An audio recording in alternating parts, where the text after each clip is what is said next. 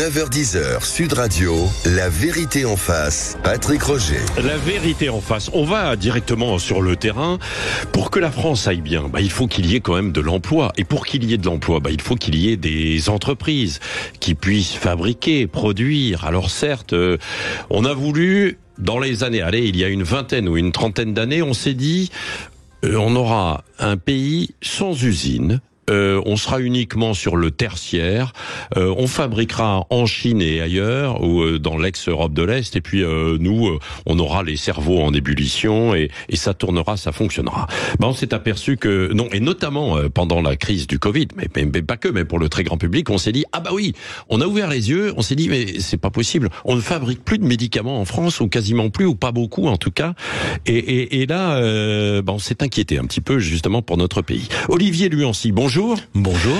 Vous êtes enseignant à l'École des Mines de Paris et vous êtes auteur de ce livre que je présente pour ceux qui nous regardent sur YouTube et en vidéo. Réindustrialiser, le défi d'une génération, cohésion, souveraineté, territoire, décarbonation, les solutions existent. Alors on vous avait demandé, dites-nous les choses, on vous a demandé un rapport sur l'état de l'industrie en France et qu'est-ce qu'il en est advenu de ce rapport alors l'histoire est assez simple, c'est une mission comme il y en a beaucoup, lancée par le gouvernement, mi-novembre 2023, avec une double mission. D'abord, qu'est-ce que ce serait que réindustrialiser? Comment ça se mesure? Est-ce que c'est par les emplois? Est-ce que c'est par les points de PIB? Est-ce que c'est par la balance commerciale? Et puis une fois qu'on aurait défini une cible à la fois ambitieuse mais réaliste, on en reviendra un petit peu sur ce mot réaliste sans doute dans l'échange, de trouver les leviers qui permettraient de les obtenir. Alors il y a certains leviers qu'on connaît tous depuis longtemps, par exemple la baisse des impôts de production.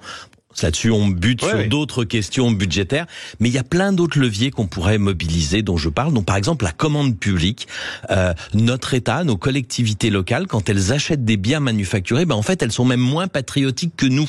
Nous achetons en pourcentage plus de biens manufacturés made in France que la puissance publique le fait avec nos impôts. C'est-à-dire qu'avec nos impôts, on achète en fait à l'étranger, quoi. Parce qu'on se dit aussi, on a moins d'argent, donc on fait attention, alors on va acheter là où c'est moins cher. Globalement, c'est un peu ça. Ce que vous décrivez là est exactement la logique qui s'est mise en route en France. Alors, il y a assez longtemps, c'était au milieu des années 90, c'est le moment où l'OMC se met en place, le mur de Berlin est tombé, on voit l'explosion des échanges internationaux, et la France se dit, pour pouvoir acheter plus, préserver le pouvoir d'achat, préserver notre budget, je vais aller acheter pas cher dans des pays qu'on a appelés les pays low cost, les pays pas chers. Petite remarque, à la même période, l'Allemagne fait un choix complètement différent. Elle décide que ces nouveaux pays qui s'ouvrent, suite à la chute du mur de Berlin, c'est des opportunités pour exporter. Et à ce moment-là, vous avez deux trajectoires divergentes.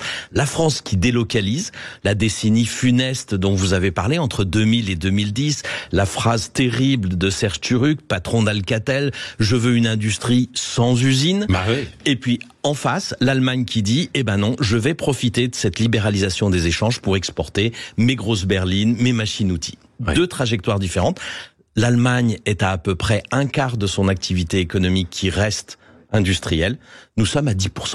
Nous sommes à 10%. Mais est-ce que c'est raisonnable de se dire on peut de nouveau produire en France ?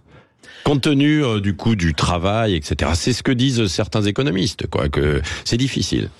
Alors, ça dépend comment on regarde le sujet. Moi, je voudrais rappeler simplement pourquoi on réindustrialise.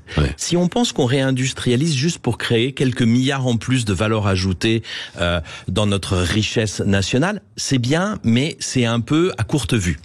On réindustrialise pour réduire notre empreinte environnementale. Quand on produit en France, on produit moins carboné que lorsque on importe de Chine ou d'ailleurs. 50% de notre empreinte carbone est liée à nos importations. Ça, c'est le premier point.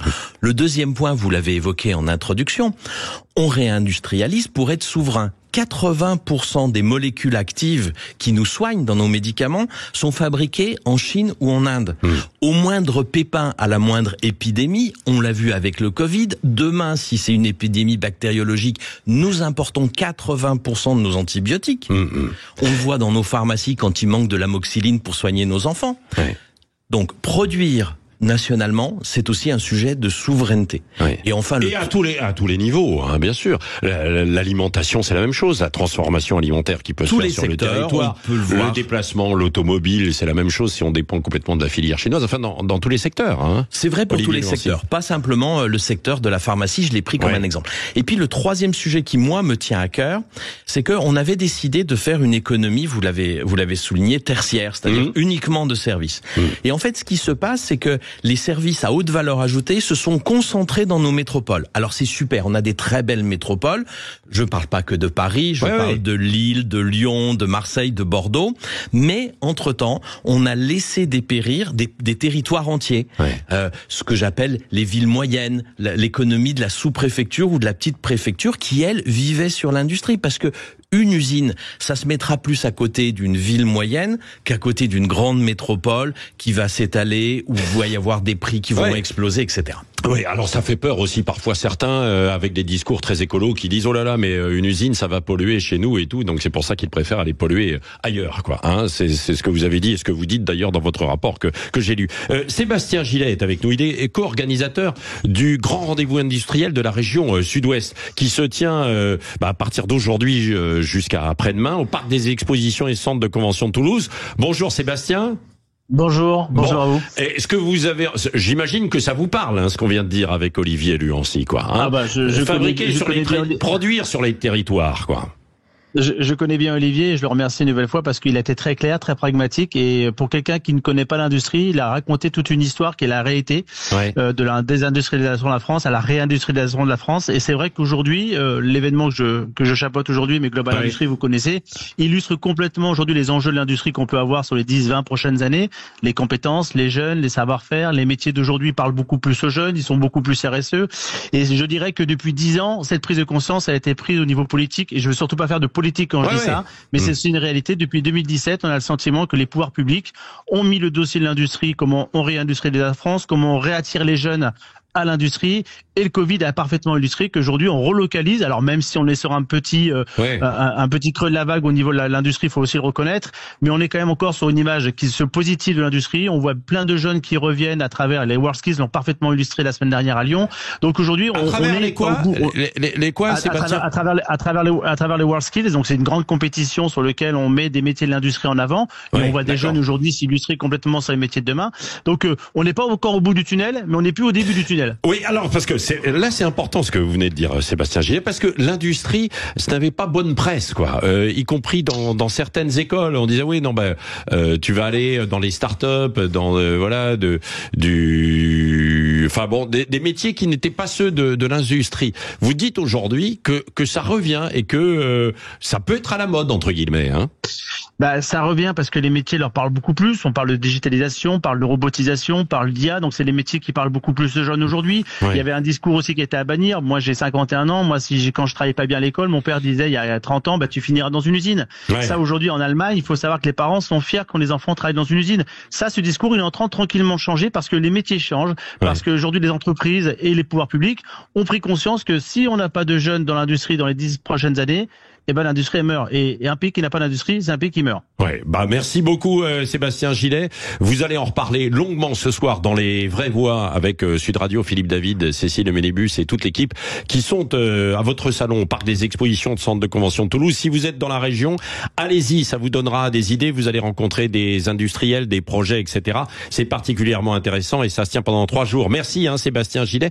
Je rebondis avec vous Olivier Luancy sur ce qu'il disait, c'est-à-dire que il faut être de nouveau attractif pour les jeunes générations, pour aller dans les usines. On avait aussi une mauvaise image. Les usines, ce sont des petites, ça peut être des petites TPE, bien sûr, et ça doit être ça surtout, qui sont intéressantes et attractives pour les jeunes. Alors, pour réussir notre réindustrialisation, la première chose à faire, c'est remettre à l'endroit ce que 40 ans de désindustrialisation ont mis à l'envers, et notamment dans nos têtes, et notamment sur l'image de l'industrie. Alors, on a encore un vrai sujet d'attractivité des métiers industriels. Il y a encore 60 000 postes vacants dans l'industrie.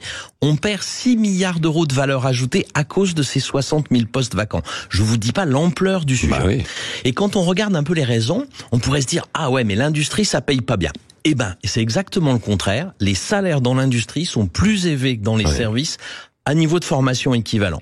Ça, c'est le premier sujet. Le deuxième sujet, c'est oui, mais j'ai vraiment une image dégradée des usines sales. Alors, quand on regarde les enquêtes d'opinion, l'image qu'ont les Français de notre outil productif, c'est pas Charlie Chaplin, les temps modernes, c'est pas non plus Germinal, mais c'est coincé quelque part dans comment était notre industrie dans les années 80, 1980. Depuis est passée l'industrie 4.0. Les tâches pénibles, les tâches répétitives ont été automatisées.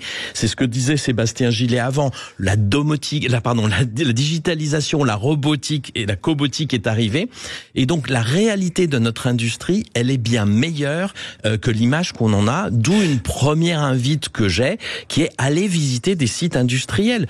Piquez votre curiosité. Si vous avez le moindre doute, vous verrez que dans les usines, pour la plupart d'entre elles, elles sont tellement propres qu'on peut pique-niquer par terre. C'est pas l'image en général qu'on en a, et pourtant c'est une réalité. Oui, c'est vrai, c'est pas cette image de Charlie Chaplin, quoi. Bien sûr, ce travail aussi à la chaîne, quoi. Alors, il reste encore des choses à faire, et ça, faut pas non plus dire que tout est rose. L'organisation du travail dans l'industrie, ça a été fondé par Ford et par Taylor. On appelle ça des organisations mécanistes verticales. On peut pas télétravailler aujourd'hui dans une usine. Et donc, on a devant nous, en plus, un chantier qui est comment on rend ces organisations suffisamment flexibles pour qu'elles puissent combiner vie professionnelle et vie privée, qui sont les attentes des nouvelles générations. Allez, on continue d'en parler dans un instant sur Sud Radio, évidemment. Parlons vrai. Au quotidien, prenez les transports en commun. Desperados Virgin 00, c'est véridique, cette bière elle est unique. Desperados Virgin 00, dans cette bière de l'alcool il y en a 0,0, mais clairement c'est signé Desperados. À tout moment, ces arômes zestes de citron, c'est du pur rafraîchissement. Je vais pas vous faire une conférence, mais le goût agrume est intense. Desperados Virgin 00, c'est sans alcool, mais surtout, c'est signé Desperados. Découvrez aussi Desperados Virgin Mojito, Desperados Virgin Fresh Berry et la nouvelle Desperados Virgin Punch au goût mangue et ananas. Pour votre santé, attention à l'abus d'alcool. Une urgence sur votre pare-brise ? Appelez Carglass au 3044. 3044. Avec le 3044, vous êtes sûr de parler à un vrai conseiller Carglass et l'appel est gratuit. N'oubliez pas, une urgence sur votre pare-brise ? Appelez Carglass au 3044. 3044. Et l'appel est gratuit. Carglass répare, Carglass remplace. 9h-10h, Sud Radio, la vérité en face, Patrick Roger. La vérité en face, et on se dit tout autour de l'emploi, de nos territoires, du travail avec des usines. Ce n'était pas un discours à la mode, donc il y a quelques années, comme nous le disait très bien Olivier Luancy, à qui on a demandé un rapport, et puis finalement on l'a pas dévoilé. Alors lui, il a eu raison, Olivier Luancy, vous avez eu bien raison, parce que vous en avez fait un livre pour dire voilà le défi d'une génération, à réindustrialiser notre pays. Alors ça passe par quoi ? Parce que on entend beaucoup parler aujourd'hui, Olivier Luancy, d'un côté des startups, en disant on met beaucoup d'argent et on crée des emplois, ou encore des gigafactories, là, comme l'usine de batterie qui est prévue dans le Nord. Est-ce que c'est ça l'avenir ? Alors, ça fait partie de l'avenir, indéniablement. L'innovation technologique, la rupture technologique qui est incarnée par les startups industrielles, les nouvelles filières, vous avez parlé des batteries, on peut parler des gigafactories aussi pour l'hydrogène. Donc ça fait partie de l'avenir. L'interrogation qu'on peut avoir, et par rapport à nos orientations de politique publique, les priorités qu'on y a mis, c'est qu'en fait, cet univers-là, ça représente à peu près 1/3 de notre potentiel de réindustrialisation. Les 2/3, c'est le développement, le maintien, le développement du tissu industriel existant. Les projets des PMI, les projets des ETI qui sont ancrés dans nos territoires. Et quand on regarde un petit peu, quand on fait le bilan à la fois des ressources publiques qu'on investit pour réindustrialiser, ou encore même du discours, parce que la communication, ce n'est pas que des mots, ça sert aussi à donner une orientation, là où veut aller le pays, ça permet de coaliser les énergies. Eh bien, nous avons mis 90% de nos ressources sur le tiers des startups et des gigafactories. On a mis presque 100% de nos communications sur elles. Vous en faisiez l'écho à l'instant. Et on a laissé de côté ce superbe potentiel, 2/3 de nos potentiels autour des projets des PMI et des ETI qui se sentent parfois un peu seuls face à leurs projets de développement. Alors vous avez quelques entrepreneurs qui ont ça chevillé au corps. Je les ai même appelés les néo-industriels. Eux vont y aller quoi qu'il arrive. Mais vous avez une majorité de nos chefs d'entreprise qui ont subi 40 ans de désindustrialisation, on leur a expliqué qu'ils avaient plus leur place en France, pourquoi ils délocalisaient pas en Chine, etc. Ceux-là, si on veut qu'ils réenclenchent cette dynamique de réindustrialisation, va falloir les accompagner, les aider, et il faudra véritablement y aller, et pas simplement sur les startups et les gigafactories. On avait tiré la sonnette d'alarme, je le disais, pendant le Covid, notamment parce qu'il y avait le médicament qui nous avait éclaté au milieu de la figure, bien sûr. Et là, on s'est dit, ah oui, on a pris conscience. Il y a eu un petit rebond justement de création d'usines. Je sais pas si c'est dû à ça ou pas, mais en 2020, 2021, après, pourquoi alors ? Et pourquoi on a créé plus d'usines ? Et aujourd'hui, vous me dites que ça, c'est en train de se ralentir. Alors, effectivement, je pense que les crises qu'on a traversées, mais on pourrait revenir aux gilets jaunes aussi, on s'est rendu compte que on n'avait pas assez de création de bon emploi, de valeur ajoutée dans les territoires et qu'on avait tout concentré dans les métropoles. Le Covid sur les questions de rupture d'approvisionnement et de notre souveraineté, tout ça, ça a été des éléments déclencheurs qui ont fait que les Français ont pris conscience de l'importance d'avoir une industrie forte. Aujourd'hui, plus de 80% des Français soutiennent la réindustrialisation. Alors, il est vrai, pendant les années 2020 à 2022, juste après le Covid, on a mis en place des dispositifs régionalisés, territorialisés, justement pour aider ces projets dans les PMI et les ETI. Résultat, pendant à peu près 2 ans, on a créé 100 à 120 usines par an en France. En plus, en net, la différence entre celles qui se créent et celles qui se ferment. Et puis après, on est revenu à une certaine façon de penser, des sortes de biais cognitifs en se disant « il y a que l'innovation qui va fonctionner ». C'est ce qu'on se disait. L'innovation, elle passe dans les entreprises et les entreprises aussi. Oui, elle passe aussi, mais l'innovation de rupture, les startups, les gigafactories. Et puis, on a moins aidé tous ces projets dans les territoires et doucement, ce solde d'entreprises créées, qui était autour de 100 à 120 par an, est en train de descendre et il est presque revenu à zéro, ce qui est assez inquiétant. Oui, c'est inquiétant et dangereux pour notre économie, quoi. Alors, c'est certainement pas la direction qu'il faut suivre, c'est pas moi qui vais vous dire ça. En revanche, je pense que il faut le voir positivement. On va comprendre mieux à travers ce qui s'est passé que certes l'innovation de rupture, les startups, les gigafactories, c'est bien, c'est important pour préparer l'avenir, mais si on veut réindustrialiser, il est au moins aussi important d'accompagner les PME et les ETI qui sont dans nos territoires. Elles innovent, mais elles font peut-être pas de l'innovation de rupture. C'est pas elles qui vont inventer l'ordinateur quantique. Olivier Luancy, vous êtes enseignant à l'école des mines de Paris. Est-ce que dans l'éducation, d'une façon générale, peut-être pas à l'école des mines, parce que là on en a conscience, mais d'une façon générale, est-ce qu'on a un discours positif aussi sur l'industrie vous le disiez tout à l'heure, où c'est Sébastien Gillet, il disait il y a 40 ans, si tu ne travailles pas bien à l'école, tu vas terminer à l'usine. Aujourd'hui, on devrait dire si tu travailles bien, tu vas terminer à l'usine et tu vas gagner de l'argent, quoi. On n'est pas assez attractif, quoi, non ? Alors, ce discours-là est en train de changer, c'est plutôt une bonne nouvelle, mais si vous me permettez une image, la mayonnaise n'a pas pris. Moi, je suis impressionné par le nombre de chefs d'entreprise qui accueillent des classes dans leurs usines, dans leurs ateliers, par le nombre de collèges ou d'écoles qui accueillent des chefs d'entreprise pour parler de leur passion. Il y a plein de projets en France qui se font comme ça de partout. C'est du temps, c'est de l'énergie très utile pour notre futur. Il n'empêche que l'image de l'industrie globalement, et encore une fois, il suffit de prendre des enquêtes d'opinion, elle reste pas à la hauteur de ce qu'elle mérite. On a parlé des salaires, on a parlé des conditions de travail. Il y a un sujet, moi, que je regrette, c'est qu'on n'ait pas encore fait une vraie grande campagne de communication sur les métiers industriels. Si je vous parle on a un ministre de l'industrie, là, Marc Ferracci, qui est un grand communicant. Alors on attend les faits, on attend les actes. Non mais il vient d'être nommé, c'est à lui. On s'adresse à lui là. Tiens, on lui lance en fait un message. Marc Ferracci, écoutez ce que dit Olivier Luancy. Il faut lancer une grande campagne de communication autour de l'industrie française, quoi. Souvenez-vous, on a tous en image la campagne de communication de l'armée avec S'engager. Pour ceux qui ont quelques années comme moi, on se souvient tous de la campagne de communication, l'artisanat, le premier métier de France. Voilà, ce type de campagne là, il faudrait qu'on l'ait. Alors on a un petit bout de campagne. Qui est quand même très respectable, ça s'appelle Avec l'industrie. On y met 15 millions d'euros sur 3 ans. Il faudrait sans doute multiplier par 10 la mise, et c'est une responsabilité certes de notre ministre, mais c'est aussi une responsabilité de la famille de l'industrie. Ouais. Quand vous êtes un secteur, vous ne déléguez pas votre marketing à une administration, vous le prenez en main. Moi, j'ai un appel à la famille de l'industrie. Mobilisons-nous collectivement pour une grande campagne de communication nationale sur les métiers de l'industrie, le fait qu'il y a des gens qui s'y éclatent, qui s'y épanouissent. C'est du travail qui n'est plus pas répétitif comme ça a pu l'être auparavant. On travaille par équipe, on est multi-compétences entre du digital, du marketing, de la conception de produits, de la production.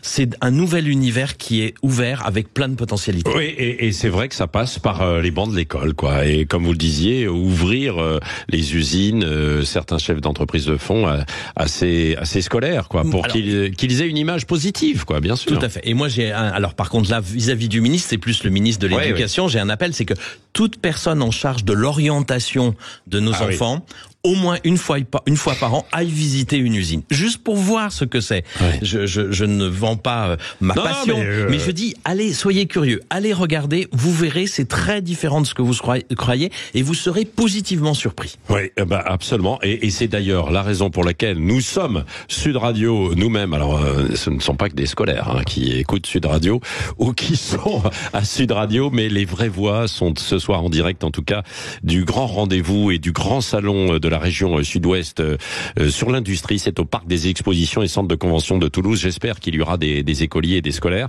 et vous entendrez les vraies voix sur place ce soir entre 17h et 20h, et vous pourrez poser toutes vos questions au 0826 300 300 à Philippe David, Cécile de Minibus et beaucoup d'invités. Merci Olivier Louancy. Réindustrialiser le défi d'une génération. J'espère que vous allez envoyer votre livre à Marc Ferracci. Il est déjà parti. Et il est déjà parti. Voilà, le nouveau ministre en charge de l'industrie. Dans un instant, c'est Valérie Expert et Gilles Gansman.